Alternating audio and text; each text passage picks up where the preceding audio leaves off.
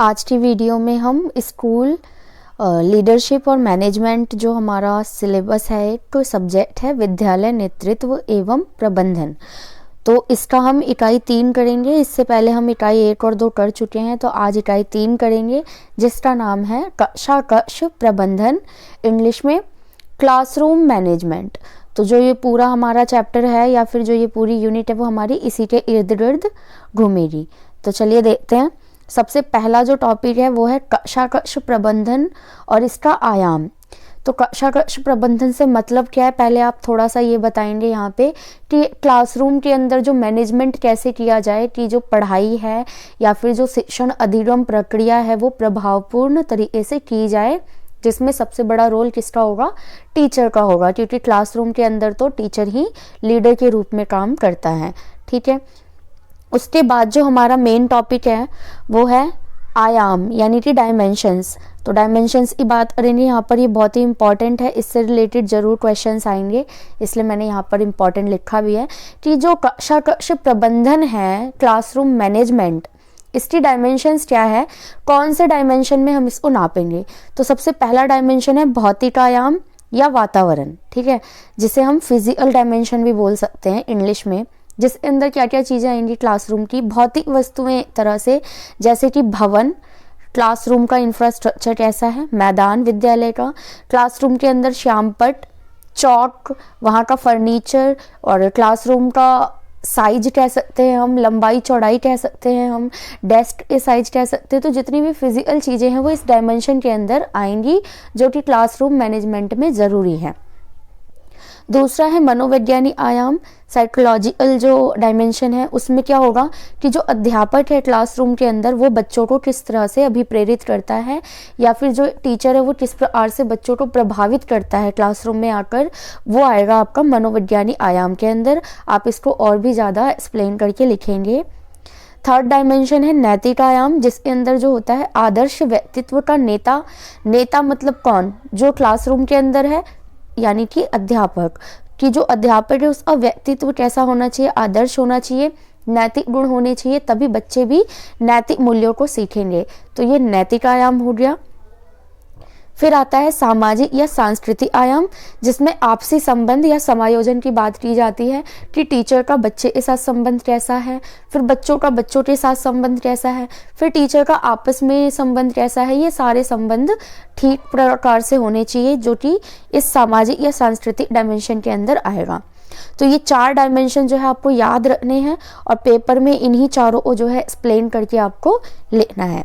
चलिए नेक्स्ट है आगे धनात्मक कक्षा कक्ष प्रबंधन यानी पॉजिटिव क्लासरूम मैनेजमेंट। कि जो पॉजिटिव क्लासरूम होता है, नेगेटिव की तो हम बात ही नहीं करेंगे, पॉजिटिव की बात करेंगे कि ये जो पॉजिटिव क्लासरूम है उसके अंदर किस प्रकार से मैनेजमेंट किया जाएगा। तो सबसे पहली चीज़ वहाँ पे लय यानी कि रिदम होनी चाहिए। किस चीज़ में रिदम, वहाँ पे गाना तो नहीं गा रहे हैं, तो रिदम का मतलब है वहाँ जो पढ़ाया जा रहा है उसमें लयात्मकता होनी चाहिए। ये नहीं कि आज कुछ पढ़ाया और कल कुछ और ही नया टॉपिक पढ़ा दिया जो कोरिलेट ही ना करता हो। तो कोरिलेशन बहुत ज़्यादा ज़रूरी है। फिर आता है गुड हैबिट्स, अच्छी आदतें होनी चाहिए। बिल्कुल, अध्यापक का व्यवहार बच्चों के प्रति अच्छा होना चाहिए। अभिप्रेरणा, मोटिवेशन बच्चों को मिलनी चाहिए। लक्ष्य और उद्देश्यपूर्ण प्रयास होने चाहिए, मतलब कोई भी अगर काम क्लासरूम में कराया जा रहा है तो उसका कोई ना कोई गोल होना ज़रूरी है, छोटा या फिर बड़ा। प्रगति ज्ञान, नॉलेज ऑफ प्रोग्रेस होनी चाहिए। सक्रिय सहभागिता, एक्टिव पार्टिसिपेशन होना चाहिए बच्चों का भी और टीचर का भी। और सहयोग यानी कोऑपरेशन होना चाहिए। तो ये सारी चीज़ें अगर होंगी तो हम कहते हैं कि पॉजिटिव क्लासरूम मैनेजमेंट हुआ है। नेक्स्ट हम देखते हैं, अगला जो टॉपिक है हमारा वो है कंस्ट्रक्टिविस्ट क्लासरूम यानी रचनात्मक कक्षा कक्ष प्रबंधन। कि जो रचनात्मक कक्षा कक्ष होती है उसके अंदर हम किस प्रकार से मैनेजमेंट करेंगे। तो सबसे पहले तो यही समझ ले कि कंस्ट्रक्टिविस्ट होता क्या है, मतलब रचनात्मक क्लासरूम अलग कैसे है बाकी की क्लासरूम से। जो पॉजिटिव क्लासरूम है वो भी तो इस पार्ट ही है ना। तो देखेंगे जो रचनात्मक कक्षा कक्ष होती है उसमें ऐसी कक्षा होती है जहां बच्चों के पूर्व ज्ञान या अनुभव का प्रयोग करके नए ज्ञान के साथ जोड़कर समझाया या फिर पढ़ाया जाता है। ठीक है, मतलब एक तरह से ये पॉजिटिव क्लासरूम ही हुआ, क्योंकि यहाँ पर क्या है कि जो बच्चे ने पहले सीखा है, लयात्मकता है उसमें, उसको हम यूज़ करेंगे, जो भी उनको आता है उनके पुराने नॉलेज हो, प्रीवियस नॉलेज हो, और न्यू नॉलेज वहाँ पर कंस्ट्रक्ट करेंगे, बनाएंगे। तो ये होती है हमारी कंस्ट्रक्टिविस्ट क्लासरूम। तो यहाँ पर किस प्रकार से मैनेजमेंट होना चाहिए? पहला कि यहाँ पर बाल केंद्रित विधियों का प्रयोग होना चाहिए। यहाँ पर पूरी तरीके से बच्चे पर सेंट्रलाइज होनी चाहिए विधियाँ। दूसरा, नए ज्ञान के लिए उचित वातावरण मिलना चाहिए। जब नया ज्ञान यहाँ पर प्रोड्यूस करना है, बच्चे खुद कुछ ना कुछ खोजेंगे, डिस्कवरी करेंगे, रिसर्च करेंगे, तो ऐसा वातावरण भी उनको मिलना ज़रूरी है। फिर आता है बच्चों की सहभागिता, बिल्कुल ज़रूरी है। अध्यापक की भी सहभागिता होनी चाहिए। प्रोजेक्ट और समस्या समाधान विधि का ज़्यादा से ज़्यादा प्रयोग किया जाना चाहिए, क्योंकि जो हमारी क्लासरूम है वो रचनात्मक है, तो हम वहाँ पर प्रॉब्लम्स क्रिएट करके बच्चों को देंगे और बच्चे उनको सॉल्व करेंगे। तो इस तरीके से वहाँ पर मैनेजमेंट किया जाएगा। इसके अलावा क्या है कि टॉलमैन द्वारा 5 मुख्य तरीके बताए गए हैं। अगर आपका ये टॉपिक आता है ना कंस्ट्रक्टिविस्ट वाला, तो आप टॉलमैन को ज़रूर लिखेंगे, प्लस ऊपर की जो ये 5 मैंने तरीके बताए हैं वो भी लिखेंगे, तभी आपको नंबर अच्छे खासे मिलेंगे। तो टॉलमैन ने जो कंस्ट्रक्टिविस्ट क्लासरूम है, इसके मैनेजमेंट के 5 तरीके बताए हैं। पहला है पूर्व ज्ञान का उत्प्रेरण, एक्टिवेटिंग जो प्रायर नॉलेज है उसको एक्टिवेट करना। फिर नए ज्ञान का संग्रह करना, एक्वायरिंग या कलेक्ट करना जो नया ज्ञान है उसको। नए ज्ञान को समझना, पहले अंडरस्टैंड करना, फिर नए ज्ञान का प्रयोग करना, और फिर नए ज्ञान का परावर्तन यानी रिफ्लेक्ट करना आगे की ओर। ठीक है, तो ये 5 आप वहाँ पर एक्सप्लेन करेंगे, तभी आपका कंस्ट्रक्टिविस्ट वाला जो आंसर है वो कंक्लूड होगा।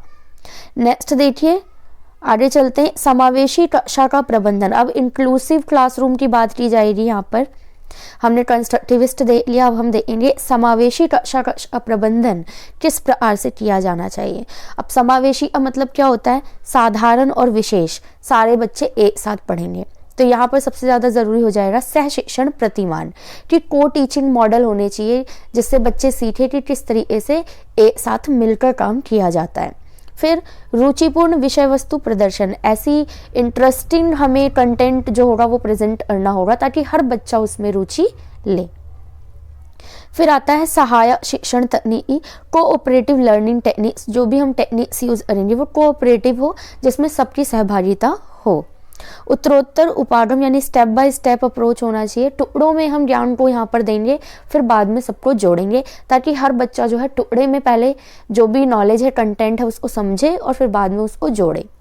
साधारण भाषा का प्रयोग करेंगे ताकि हर बच्चा उसको समझ सके। ठीक है, क्योंकि समावेशी कक्षा है, वहाँ पर हिंदी बोलने वाले बच्चे भी होंगे, इंग्लिश वाले भी होंगे, तो हमें ऐसी लैंग्वेज में बात करनी होगी या चीज़ें समझानी होंगी जो बच्चे सभी एक साथ समझ सके। चलिए, नेक्स्ट टॉपिक है हमारा, बहुत इंपॉर्टेंट है ये वाला, आने के बहुत चांसेस हैं कि एक अच्छे कक्षा कक्ष प्रबंधक के गुण क्या होने चाहिए। जो मैनेजर है क्लासरूम, एक अच्छा गुड मैनेजर, उसमें क्या क्या क्वालिटीज़ होनी चाहिए। तो बेसिकली बात यहाँ पर टीचर की ही हो रही है, आप लोगों की ही हो रही है, तो आप में कौन सी क्वालिटी होनी चाहिए वो यहाँ पर लिख दीजिए। पहला, शिक्षण अनुभव, उनको एक्सपीरियंस हो तो बहुत अच्छी बात है। व्यावसायिक जानकारी, कि जो व्यवसाय करने वो आए हैं उसका नॉलेज हो, उन्हें ये नहीं लगे कि हमारा टीचिंग का व्यवसाय है, बस पढ़ाना है और जाना है और सैलरी तो मिल ही जानी है, तो ऐसी सोच नहीं होनी चाहिए। विषय वस्तु पर स्वामित्व होना चाहिए, जो भी आपका सब्जेक्ट है वो नॉलेज काफ़ी अच्छा होना चाहिए। आत्मविश्वास हो, कॉन्फिडेंस से आप पढ़ाएं, जब भी पढ़ाएं। आत्मविश्लेषण हो, आप खुद को विश्लेषित कर पाएं कि अगर कोई चीज़ आप पढ़ा रहे हैं तो वो आपका कॉन्सेप्ट जो है वो क्लियर है या नहीं है। फिर आता है लोकतांत्रिक दृष्टिकोण, बिल्कुल डेमोक्रेटिक माहौल होना चाहिए बच्चे का क्लासरूम में, हर बच्चे की समानता हो, स्वतंत्रता हो, अभिव्यक्ति की, ये सारी चीज़ें होनी चाहिए। मिलनसारिता हो, आप जब भी बच्चे आपसे मिले वो खुश हो जाएं, खुश होकर आपसे मिले। अभिव्यक्ति में प्रवाह हो, जब आप अभिव्यक्त करें, अपने विचार प्रकट करें, तो ऐसा लगे कि बच्चे उससे प्रभावित हो जाएं। पर्याप्त सामान्य ज्ञान भी होना चाहिए, जरूरी नहीं है सिर्फ सब्जेक्ट नॉलेज ही आपको हो, क्योंकि बच्चे कुछ भी क्वेश्चन अटेम्प्ट कर सकते हैं, तो आपको वहाँ पर आंसर करना होगा। अच्छा व्यक्तित्व होना चाहिए, पर्सनैलिटी आपकी अच्छी होनी चाहिए। तो ये सारे गुण अगर आपके अंदर है तो आप एक गुड क्लासरूम मैनेजर कहलाएंगे। चलिए नेक्स्ट देखते हैं, व्यक्तिगत अधिगम स्थिति प्रबंधन, इंडिविजुअल लर्निंग सिचुएशन, कि जो एक इंडिविजुअल बच्चा है, अकेला है, तो उसके अंदर जो है हम कैसे उसको मैनेज करें, सिंगल बच्चे को इंडिविजुअली अगर हमें मैनेज करना हो। ये टॉपिक आगे भी आएगा, अनुशासन में टॉपिक है जहाँ पर ये आएगा इंडिविजुअल डिसिप्लिन मेंटेन वाली बात होगी। तो सेम चीज़ आपको वहाँ पे भी करना होगा। क्या करना होगा आपको, इंडिविजुअली अगर किसी बच्चे को मैनेज करना है तो पहली चीज व्यक्तिगत मतभेद का ध्यान, हमें इंडिविजुअल डिफरेंसेस का ध्यान रखना होगा, क्योंकि हर बच्चा जैसा नहीं होता, तो हमें उनके अनुसार ही जो है सारे काम करने होंगे। सेकंड, पारिवारिक पृष्ठभूमि, फैमिली बैकग्राउंड हमें उनका समझना होगा और उसके अकॉर्डिंग ही हम आगे कदम उठाएंगे। नेक्स्ट होता है परामर्श, यानी कि हम उन्हें काउंसलिंग कर सकते हैं इंडिविजुअल बच्चे की। अगर कोई बच्चा परेशान है किसी चीज़ को लेकर तो हम उनकी काउंसलिंग कर सकते हैं। चलिए, ये तो था इंडिविजुअल। नेक्स्ट बात करेंगे हम ग्रुप की। तो ग्रुप में अगर कोई प्रॉब्लम है, इनडिसिप्लिन है या मैनेज करना है उनको, तो हम क्या करेंगे, तो सबसे पहले हम क्या करेंगे भाई, शिक्षक का व्यवहार, क्योंकि पूरे ग्रुप को समझाना है तो टीचर जो ग्रुप के सामने खड़ा है उसका बिहेवियर पॉजिटिव और अच्छा होना चाहिए।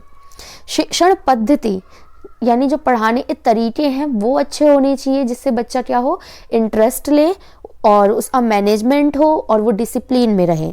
विभिन्न गतिविधियां कराई जाएं, ये नहीं कि सिर्फ लेक्चर डिलीवर किया जा रहा है, हमें डिफरेंट गतिविधियां, एक्टिविटीज़ भी करानी चाहिए। हम गेम खिला सकते हैं, एक्टिविटी करा सकते हैं, ट्रिप पर ले जा सकते हैं, ठीक है, और काफ़ी कुछ हम क्लासरूम के अंदर कर सकते हैं ताकि क्लासरूम जो है वो लाइव बन सके।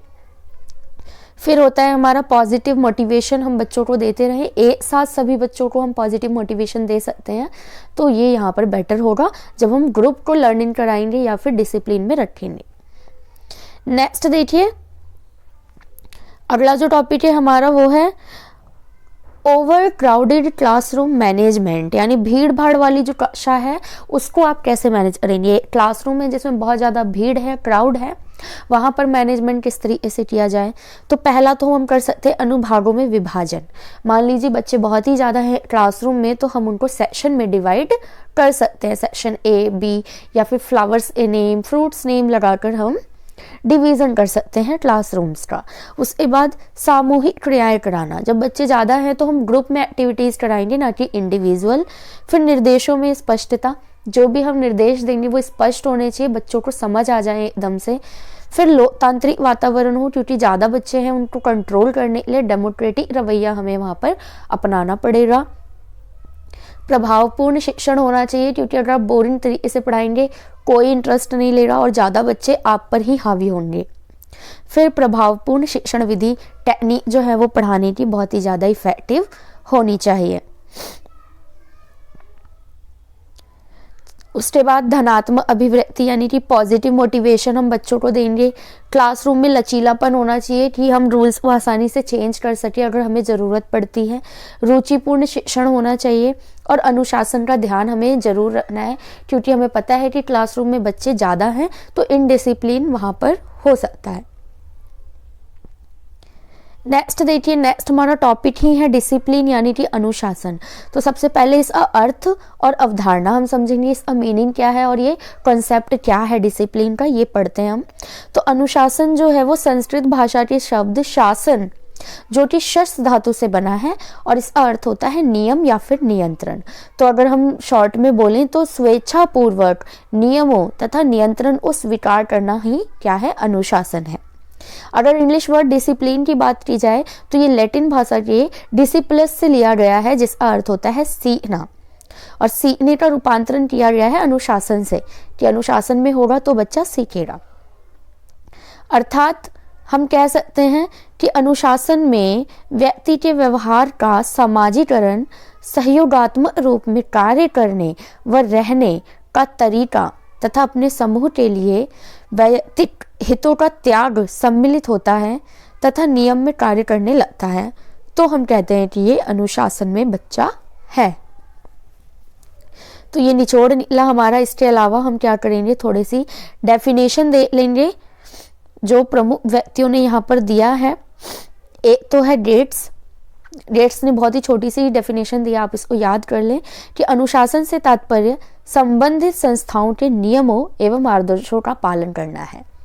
कोई भी संस्थान हो, हम यहाँ पर स्कूल की ही बात कर रहे हैं, तो वहाँ पर जो भी नियम और आदर्श है अगर उसको बच्चा पालन कर रहा है, दैट्स मीन वो डिसिप्लिन में है। उसके अलावा बोर्ड ऑफ एजुकेशन कहता है कि अनुशासन वह साधन है जिसके द्वारा बच्चों को व्यवस्था, उत्तम आचरण और उसमें निहित सर्वोत्तम गुणों की आदत को प्राप्त करने के लिए प्रशिक्षित किया जाता है। तो ये मेन 2 डेफिनेशंस हैं, आप इनको ज़रूर याद कर लें। पेपर में डेफिनेशन लिखने से आपको काफ़ी अच्छे नंबर मिलते हैं। नेक्स्ट हमारा टॉपिक है जो वो है अनुशासनहीनता के कारण, कॉजेज ऑफ इनडिसिप्लिन, कि इनडिसिप्लिन क्यों होता है। तो इसके कारण तो बहुत सारे हैं, लेकिन इसको कैटेगराइज करके हम यहाँ पर लिखेंगे, जिसमें कि पहला है विद्यालय के कारण। विद्यालय में कौन से कारण हो सकते हैं, फिर व्यक्तिगत कारण, इंडिविजुअली जो रीज़न हो सकते हैं, और अन्य कारणों को हम इसमें डाल देंगे। तो विद्यालय के कारण में हो सकता है विद्यालय का वातावरण अनुकूल ना हो तो बच्चे डिसिप्लिन में हो जाते हैं। अरुचिकर शिक्षण विधियां अगर अपनाई जाए तो भी बच्चा इनडिसिप्लिन में हो जाएगा। यदि शिक्षकों की कमी हो और बच्चे ज़्यादा हैं तो भी डिसिप्लिन नहीं बन पाएगा। अरुचिपूर्ण पाठ्यक्रम होने से भी अनुशासनहीनता यहाँ पर बनती है। व्यक्तिगत कारणों में क्या आएगा, परिवार का वातावरण कैसा, मतलब व्यक्ति से रिलेटेड, बच्चे से रिलेटेड यहाँ पर हम रीज़न डालेंगे। मानसिक रूप से बच्चा अस्वस्थ है तो भी वो अनुशासनहीनता करता है। फिर सहपाठी का बुरा प्रभाव हो अगर क्लासमेट्स का, सामाजिक प्रभाव अच्छा ना हो और उद्देश्यहीन हो, मतलब बेवजह वो कोई काम कर रहा है तो भी डिसिप्लिन वहाँ पर मेंटेन नहीं होगा। आगे देखिए, अन्य कारणों में हम बाकी के कारण डाल देंगे जो भी आपको याद आ रहे हो या समझ आ रहे हो।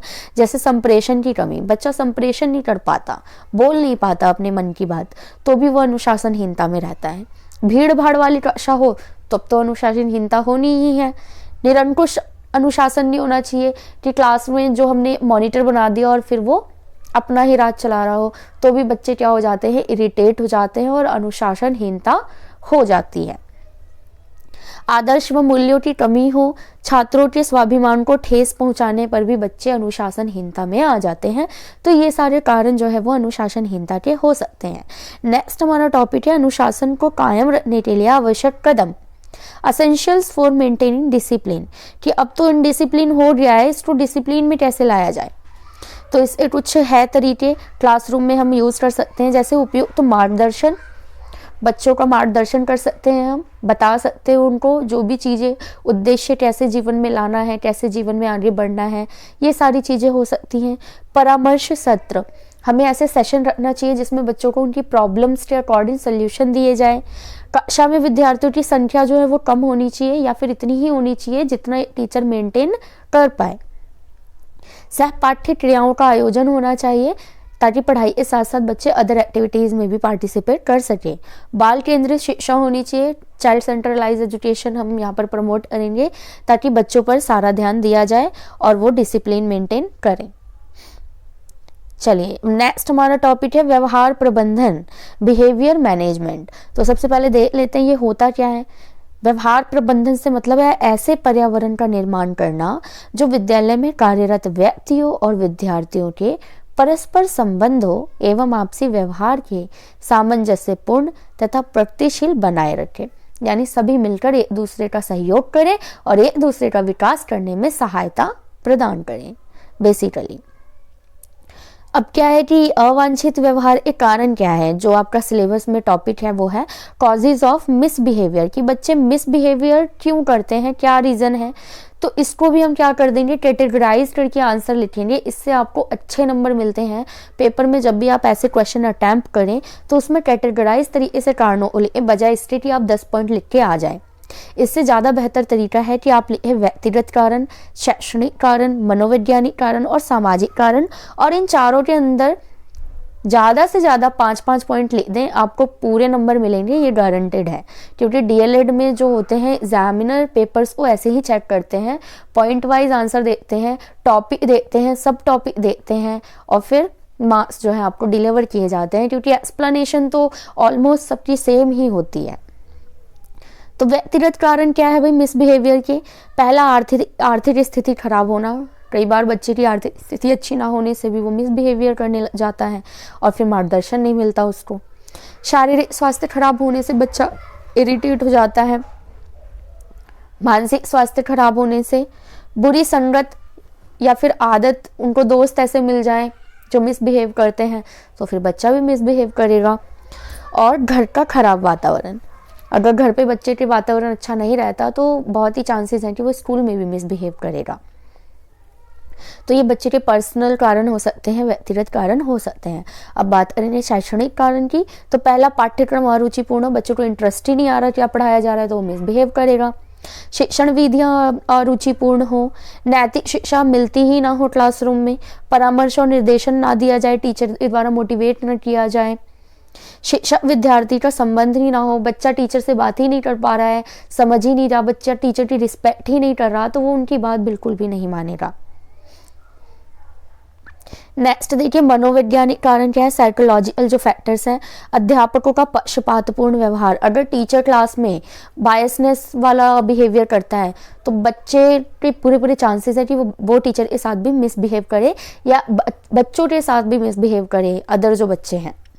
फिर आता है किशोरावस्था में समायोजन की कमी, जो टीनेजर्स होते हैं खासकर, अगर वो समायोजन नहीं कर पाते दूसरे के साथ तो यहाँ पर लड़ाई झगड़े ये सब होने के चांसेस बढ़ जाते हैं। जाति लिंग आधार पर अगर विभेदीकरण किया जाए तो भी मिसबिहेवियर हो सकता है।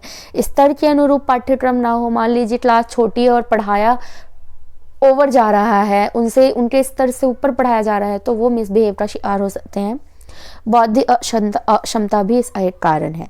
तो ये साइकोलॉजिकल फैक्टर्स है। अब देखते हैं सोशोलॉजिकल या फिर सामाजिक कारण क्या क्या है।